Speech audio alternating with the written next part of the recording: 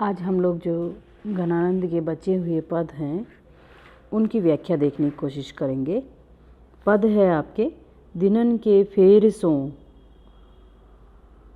भयो है हेर फेर ऐसो, जाको हेरी फेरी करे हेरी बोई हेरी बो, गरल गुमान की गरावनी दशा को पान, करी करी धोस रैन प्राण गट गटिबो, हेत खेत घुरी घुरी चुरी चुरी सांस पाँव राखी, विष समुदेग बान आगे उर ओटिबो, जान प्यारे जो मन आने ते घन आनंद, भूली तो ने सुमरी परखे चख चोटिबो, तिये हूँ सिराती छाती तो ही वे लागती ताती, तेरे बाट आयो है अंगरांगिनी पे लोटिबो। प्रस्तुत पद के जो कुछ कठिन शब्द हैं उनको हम देख सकते हैं। हेरिबो का मतलब होता है ढूंढना, तलाशना, देखना इत्यादि। गरल का मतलब विष या जहर, गुमान घमंड या गर्व, घरावनी गलाने वाली, बान का मतलब होता है बाण, चोटिबो का मतलब होता है दुखी करना या परेशान करना, सराती का मतलब शांति या शीतलता देना। प्रस्तुत जो पद है वो घनानंद के संकलन घनानंद कवित्त से लिया गया है और इसमें जो हैं कोई नायिका अपनी प्रियतम की जब प्रेम में डूब जाती है या कोई भी नायक अपनी प्रियतमा के प्रेम में जब डूब जाता है और तो उसकी कैसी दशा हो जाती है, इसका वर्णन यहाँ पर कवि कर रहे हैं। दिनन के फेर सो भयो है हेर फेर ऐसो, कवि यहाँ पर कह रहे हैं कि दिनों के पलट जाने से, बदल जाने से, भयो है हेर फेर ऐसो, अर्थात ऐसा बदलाव आता है, इतना परिवर्तन आता है कि उस संयोग की स्मृति अर्थात जहाँ को हेरी फेरी करे हेरी बोई हेरी बो, अर्थात उन संयोग के दिनों की जो स्मृति है उनको ढूंढने के लिए स्वयं को खोजना पड़ता है, अर्थात अपने भीतरी मन को टटोलना पड़ता है कि कभी वो काश दिन कोई रहा होगा जिसके कारण कि मैं उस प्रेम को सोच करके कभी खुश रही हूँ या फिर मैं सुखी रही हूँ। तो उन संयोग के दिनों को ढूंढने के लिए ऐसा लगता है कि हमें बिल्कुल अपनी स्मृति पर जोर दे करके याद करना पड़ता है। गरल गुमान की गरावनी दशा को पान, विष के अभिमान से, जहर के अभिमान को भी गला देने वाली ये जो विरह की जो दशा है उसका पान कर करके, अर्थात विष के समान अभिमान को भी गला देने वाली ये जो विरह की जो दशा है, करी करी धोंस, दिन रात ऐसे लगता है धोंस रैन प्राण गटिबो, अर्थात मेरे शरीर के प्राणों को घूटा जा रहा है, मेरे शरीर के प्राण बहुत अधिक परेशान हो रहे हैं। क्यों?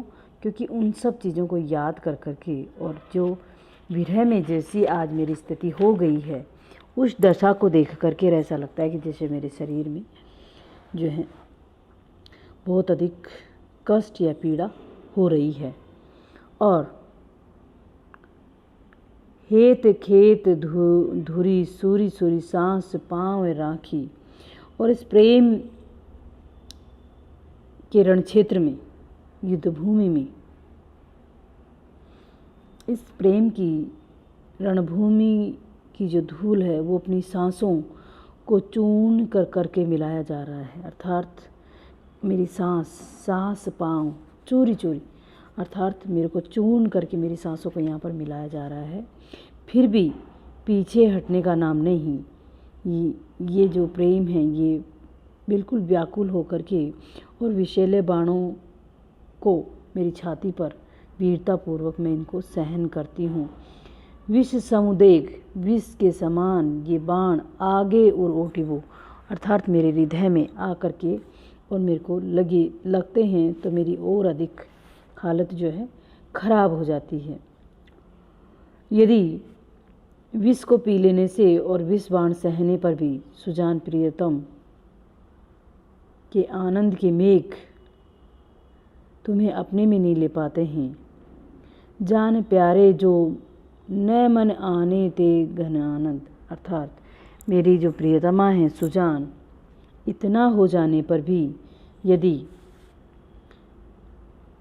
मैं उसके मन में जगह नहीं बना पाता हूँ तो फिर मेरी सारी जो मेरा प्रेम है वो सारा क्या है, बेकार है।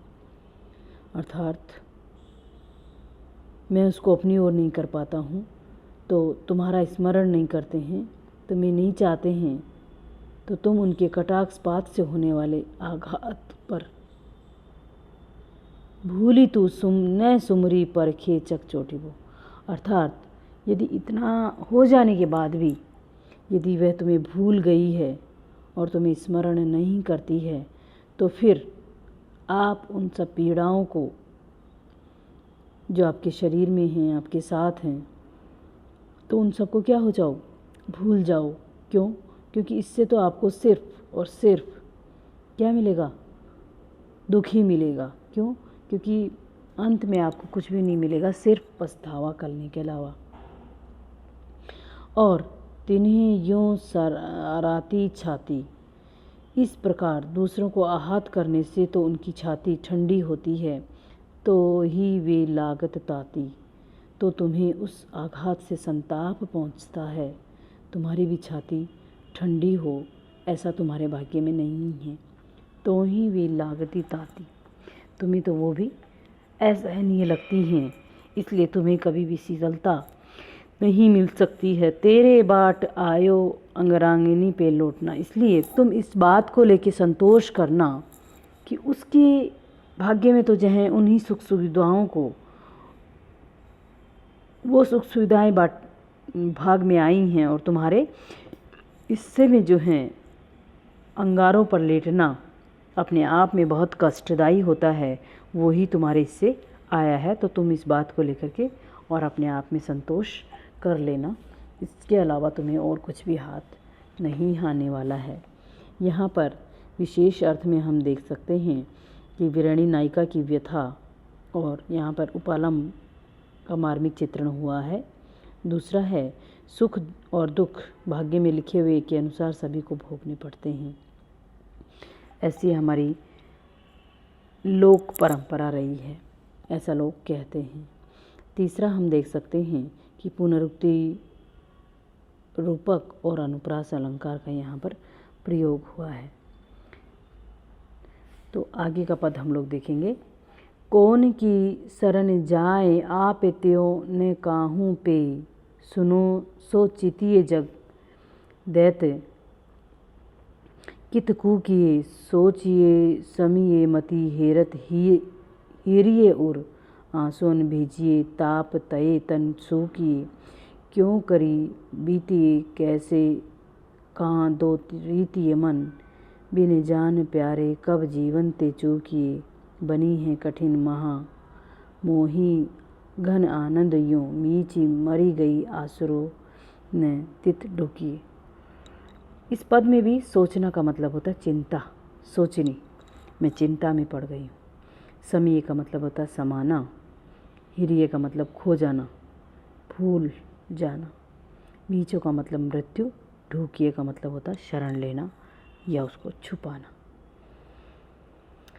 प्रस्तुत पद्यांश जो है घनानंद के द्वारा रचित घनानंद कवित्त से लिया गया है। इसमें वीरणी नायिका जो है विरह व्यथा में से डूबी हुई है, और उस विरह को ही यहाँ व्यक्त करते हुए कवि कह रहे हैं। अब वो कह रही हैं, अब मैं किसकी शरण जाऊँ, कौन की शरण जाए। हे घनानंद, मेरे जीवन को आनंद देने वाला, जब तुमने ही मेरा साथ छोड़ दिया है तो मैं अब किसकी शरण में जाऊँ, है ना। मुझे तो यहाँ कोई नहीं मिल रहा है। आप त्यों ने काहूँ पे, मुझे तो यहाँ कोई नहीं मिल रहा है, क्योंकि अतिशय विरह और निराश्रय से तो सारा संसार सूना दिखाई देता है। फिर हे देव, अब मैं कहाँ जाकर अपने प्रियतम को पुकारूं? सुनो सो चितिए जग, मेरी जो चित है निरंतर सूना सा दिखाई देता है। दया कितको की, अब मैं किसको जाकर के दया भाव से पुकारूं? अर्थात अब मेरी इस व्यथा को कौन सुनने वाला है? मैं निरंतर सोचनी समिये मति, मैं निरंतर चिंता में लीन रहती हूँ। बुद्धि उसे खोजने पर स्वयं खो जाती है। मति हेरत हेर्य उर, अर्थात मेरी बुद्धि जब उसको खोजने निकलती है तो वो खुद भी खो जाती हैं। अपने वक्ष स्थल अर्थात हृदय को आंसुओं से भीग होती रहती हूँ। हेर्य उर, अर्थात मेरा हृदय जो है निरंतर अश्रुधारा से भीगता रहता है। आंसू न भीजिए, ताप तये तन तो किए, अर्थात इस विरह वेदना के संताप से, पीड़ा से मेरा तड़पता हुआ शरीर निरंतर सूखता हुआ जा रहा है। अब मैं किस प्रकार अपने विरह व्यथा के दिन बिताऊं? क्यों करी बीती, अर्थात अब इसलिए ये मेरे विरह के दिन जो है मैं कैसे बिताऊं, कैसे इनको दूर करूं, कैसे कहाँ धोरीती मन, और किस प्रकार से अपने मन की चिंता जो है उसको मैं मुक्त करूं। अर्थात मेरे हृदय और मेरा जीवन जो आपके बिना खालीपन होने का भाव निरंतर मुझे सालता रहता है, मैं किस प्रकार से उन सब को मुक्त करूं। बिन जान प्यारे कब जीवन तेजू की, इसलिए बिना प्रियतम सुजान के किस प्रकार से अपने जीवन को समाप्त करूं। अर्थात मेरा जीवन छोड़ने का मन भी नहीं कर रहा है। क्यों? क्योंकि सुजान को बिना देखे तो मरा भी नहीं जा सकता है। इसलिए कवि घनानंद कहते हैं, बनी है कठिन महामोही घन आनंद यो। इसलिए घनानंद कहते हैं कि इस तरह से मेरे जीवन के सामने बड़ी कठिन स्थिति पैदा हो गई है। मेरे लिए मृत्यु भी तो मर गई है, मीची मरी गई, मृत्यु भी मर गई है। आसरो न तित ढूकी, मृत्यु के मर जाने से अब मुझे कोई दूसरा स्थान भी या कोई दूसरा आश्रय भी तो नहीं प्राप्त है जहाँ पर जाकर के मैं छिप सकूं। ढूकी का मतलब होता है शरण लेना या छिप जाना। अर्थात मैं अपने जीवन को, मृत्यु भी मुझे नहीं आती है। क्यों? क्योंकि मैं बिना प्रियतम को देखे मर नहीं सकता। और अब मैं मेरे इस जीवन में किस प्रकार से अपने जीवन को कहाँ ले जा कर के और सहारा दूं या छिपा सकूं, जिससे मुझे क्या कि ये भाव ना हो। अर्थात विरह व्यथा हो जाने के कारण की कठिन परिस्थिति पैदा हो जाने के कारण मृत्यु ही उसे शरण दे सकती है, किंतु उसकी भी मृत्यु हो गई है। अब तो कोई दूसरा स्थान ही नहीं बचा है। वियोग की इस विषम दशा में न तो व्यक्ति जीवित रह सकता है और न ही मर सकता है। इसलिए यहाँ पर उस वियोग की चरम दशा का वर्णन किया है कवि ने, जिससे कि इससे और अधिक व्यक्ति कुछ भी नहीं कर सकता है। तो विशेष अर्थ में हम देख सकते हैं कि नायिका की विषम विरह दशा का यहाँ चित्रण किया गया है। और दूसरा है अनुप्रास अलंकार का यहाँ पर सुंदर उदाहरण देखने को मिलता है। ठीक है, आगे की बात हम लोग कल देखेंगे।